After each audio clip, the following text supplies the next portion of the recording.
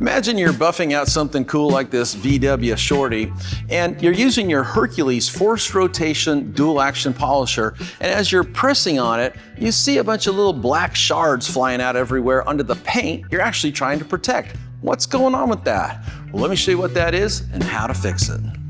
Let me give you the background story of why I show people how to lubricate the felt ring on the Hercules, because I started out showing this how to do this on the Flex. So this is the original XC3401 VRG, or as we call it, the Beast. And back in 2011, I wrote a book on how to use this tool. And on page 4, I showed how to take the backing plate off of a brand new Flex 3401 and lubricate that felt ring. Now, Flex said you never needed to do this, but I know from personal experience you do need to do this, and here's why. These two tools here, the Hercules Forced Rotation, the Flex 3401, these are 8mm gear-driven tools. They have 0 pad stalling, and one of the things that means is if you're buffing, like trying to get really deep scratches out, you can actually push harder on this type of tool and the pad won't stall out like it will with a free-spinning random orbital polisher. But what happens is when you push hard on that, you flex the backing plate and you drive it into the aluminum housing, and that's where you see all those black shards flying out over the hood you're trying to buff out and perfect. So let me show you what I mean by taking this thing apart. So first of all, let me get rid of my pad. And this takes an Allen wrench to undo the bolt here that holds the backing plate in place. And I'm going to show you another little quick mod you can do also while you have this apart. So this just lifts straight up. There's a washer and a lock washer in there. Don't lose those. Here's your backing plate. And here's what I'm talking about. So here is the aluminum housing. Here is the back of the backing plate where this is gonna hit that if you push too hard. And then down inside here is a felt ring. And again, what happens is when you push on this hard, it kind of flexes. It shoves the plastic into the aluminum and it starts to eat up this plastic. And that's when you see the little black shards flying out everywhere. And of course, you don't want to get those trapped between your buffing pad and the paint. It'll put scratches into the paint. So what I show people to do is when you buy this thing brand new is take a pair of tweezers. You could actually use, this is just a normal thumbtack. Come in here and just kind of poke this and carefully pull it out. And this is important. Make sure you do not stretch this because it'll make it really hard to put it back in. It's like an exact fit piece. So just carefully pull this thing out. Okay, so that's what we're talking about. It's a little felt ring. And you can also flip this over periodically and get more use out of it. It is a wear item. At some time you will want to replace it. But that's the felt ring. It fits right inside there. You pull it out with a pair of tweezers or with a, like I showed you, just a little thumbtack like this. But what you want to do right from the get-go when you buy one of these tools is get some light oil. Now this is 4-in-1 Air 2 oil. It'll work fine. You could use 3-in-1 oil.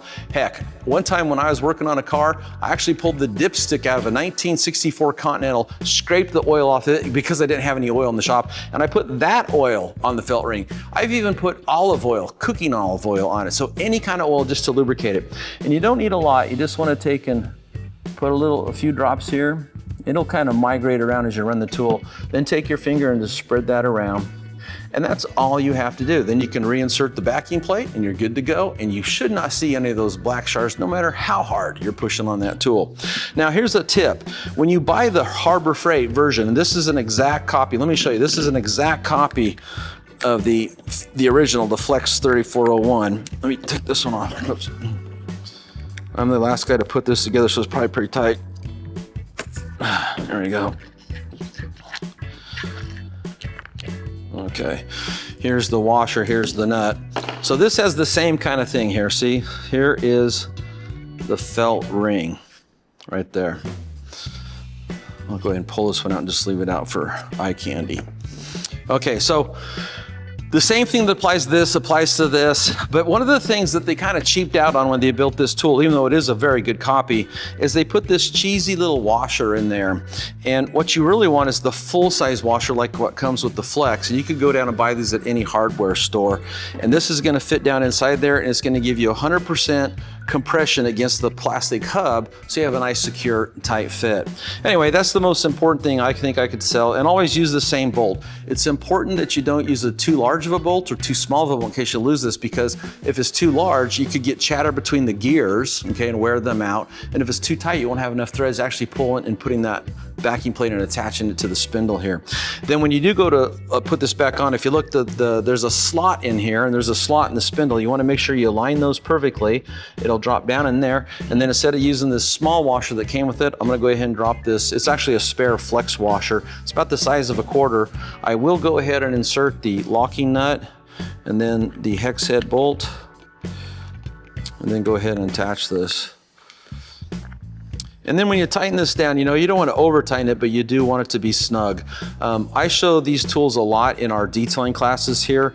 And one of the things I do before a class is I go through, take all the backing plates off, lubricate all the felt rings, and then I make sure that bolt is snug, just like that. So that's all you got to do.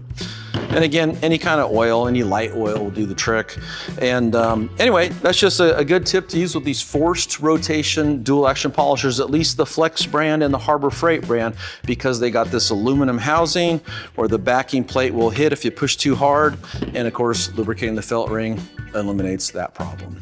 Hope this tip helped you. For more tips like this, make sure you subscribe to our YouTube channel.